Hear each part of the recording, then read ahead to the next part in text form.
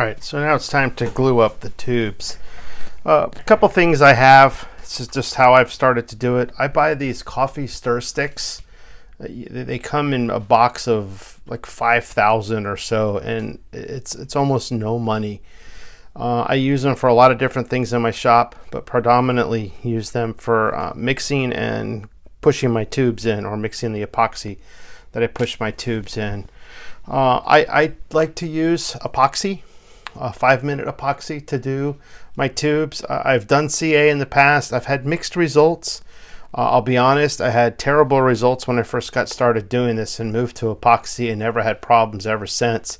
I have used CA as of late when I'm in a hurry and I get a good outcome, I guess because I'm just probably better at it now than I was then. But the epoxy is always my go-to. It's a more flexible bond, and it gives you more time to work with the product, and I think it just holds a lot better, especially on your acrylics, because one of the things that happens is your acrylic starts to get thin from the turning, and it's spinning on the lathe at a high speed. If there's a part of that acrylic that is not glued to the tube, that part of the acrylic will start to balloon or get a little oblong, and it will create a catch, and that catch will break your blank for sure. I think the epoxy holds firmer and allows a little more flexibility in that churning, so that's why I do that.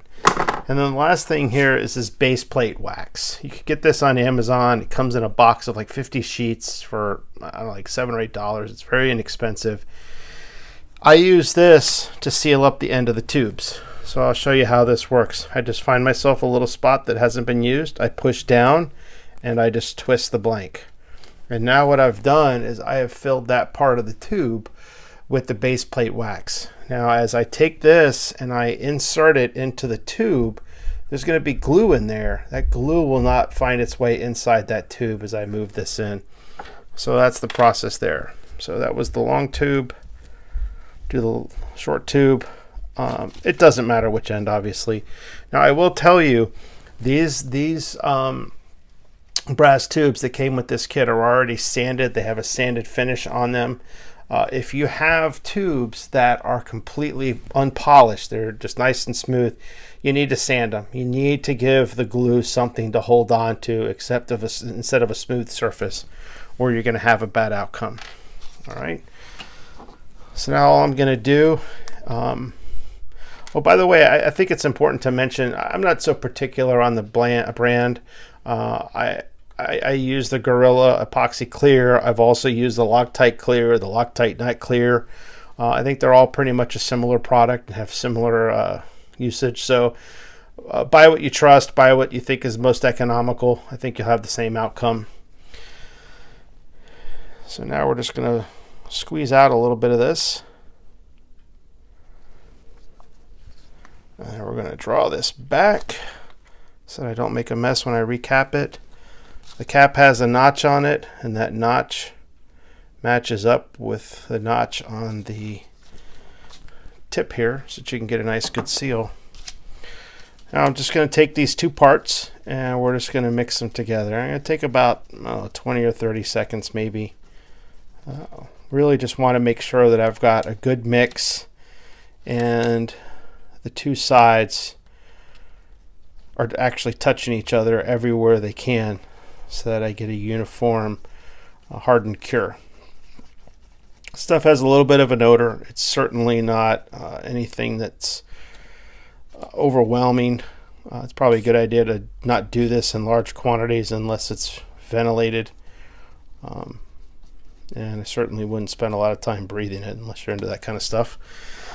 All right, so now what I'm going to do is I'm going to take a little bit of this. I'm going to put it just in the ends.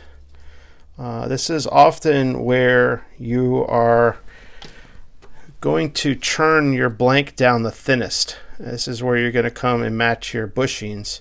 So having a good hard bond here is going to be the most important. All right, so I've got the little one here. So now I'm going to take this with the wax side up. I'm going to get myself a decent amount of the epoxy, and I am just going to start from the midline and wipe up like this, and you'll see why I'm not covering this whole thing. Not really a big fan of getting epoxy all over my hands, so I leave myself something to grab a hold of. And then I'm just going to insert it like this, and I'm going to slowly rotate as I push. And this is just making sure that I have got a nice coating of the epoxy as it goes in. Now, as it hits the dry area, the dry picks up epoxy that has been squeegeed off. I get down to this little bit here, and now I'm just going to take what's left that was squeegeed off. I'm going to pull it up here onto the tube, and then I'm just going to very gently slide the tube in the rest of the way. I'm going to come back over here. I'm going to make sure that I haven't pushed it all the way out, which I have not, and I know I've got it in a decent length there. I will clean this up like this, and I will move on to the next tube. Take some of what I had left over from the last one in addition to this. Now you've got 5 minutes of working time here. After 5 minutes, this is going to start to get really gooey and hard to work with. I've done as many as 5-6 blanks at a time before I can't work with it anymore. So better to start out with small batches and not have to waste so much than try to think that you're going to set a world record of gluing tubes in. All right, same process here. Coat the upper part, slide it in, and I'm going to check. Now I'm going to double check on this one because this is the one where you had some tear out right here.